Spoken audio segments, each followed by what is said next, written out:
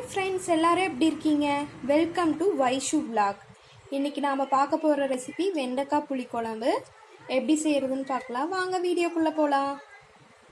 வெண்டைக்காய் புளிக்குழம்பு செய்கிறதுக்கு தேவையான பொருள் வாங்க பார்த்துடலாம்.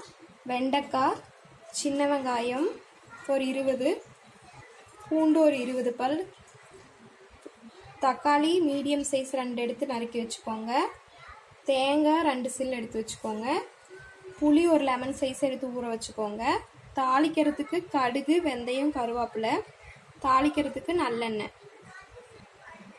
வாங்க ஃப்ரெண்ட்ஸ், இது எப்படி செய்கிறதுன்னு பார்க்கலாம். ஃபஸ்ட்டு ஒரு கடாய் எடுத்து அடுப்பை பற்ற வச்சுக்கோங்க.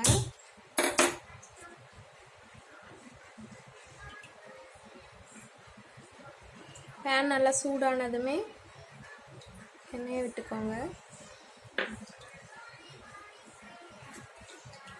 இதில் நம்ம எடுத்து வச்சிருக்க சின்ன வெங்காயம், பூண்டு,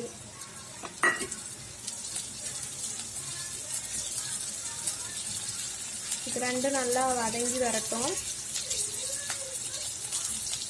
இப்போ பாருங்கள் ஃப்ரெண்ட்ஸ், நம்ம போட்ட சின்ன வெங்காயம் பூண்டு நல்லா வதங்கிருச்சு. இப்போ நம்ம எடுத்து வச்சிருக்க தக்காளியை போட்டுக்கலாம். இது நல்லா மசிஞ்சு வரட்டும். இப்போ பாருங்கள், தக்காளி நல்லா வதங்கிருச்சு. இதில் நம்ம எடுத்து வச்சுருக்க மிளகாத்தூள் 2 ஸ்பூன், மல்லித்தூள் 2 ஸ்பூன், மஞ்சத்தூள் ஒரு அரை ஸ்பூன் போட்டுக்கோங்க. இதை நல்லா மிக்ஸ் பண்ணிக்கோங்க.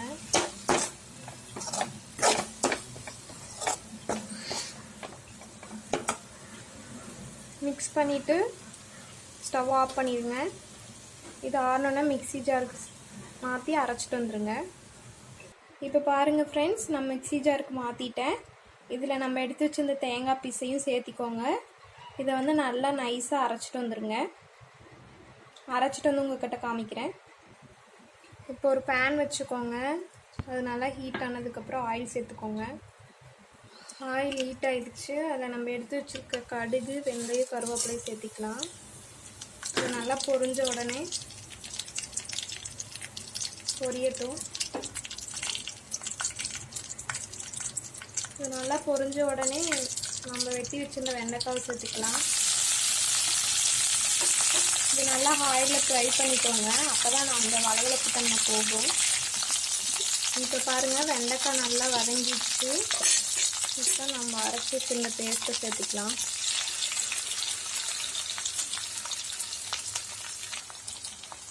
கொஞ்சம் தண்ணி சேர்த்துக்கலாம். இதை நல்லா மிக்ஸ் பண்ணி விட்டுக்கோங்க.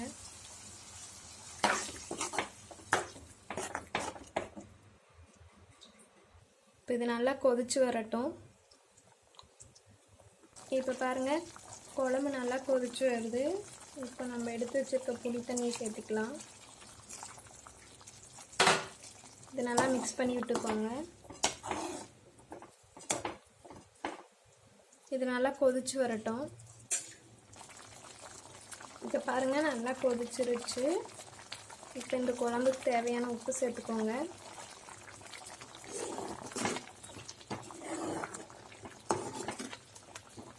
இது இன்னும் கொஞ்ச நேரம் நல்லா கொதிச்சு வரட்டும். இப்போ பாருங்கள் ஃப்ரெண்ட்ஸ், நல்லா கொதிச்சு எண்ணெய் பிரிஞ்சு வருது. இந்த ஸ்டேஜில் ஒரு அரை ஸ்பூன் நாட்டு சர்க்கரை சேர்த்துக்கோங்க. நாட்டு சர்க்கரை, வெல்லம் எதுவாக இருந்தாலும் சேர்த்துக்கோங்க.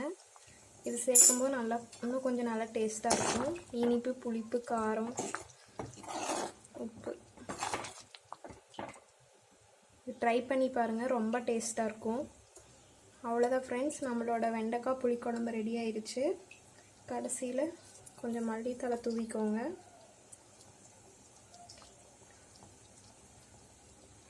நம்ம வெண்டைக்காய் புளிக்குழம்பு ரெடி ஆயிடுச்சு. பிடிச்சிருந்தா லைக் பண்ணுங்கள், ஷேர் பண்ணுங்கள், சப்ஸ்கிரைப் பண்ணுங்கள். செஞ்சு பார்த்துட்டு கமெண்ட் செக்ஷனில் கமெண்ட் பண்ணுங்கள். Thank you friends.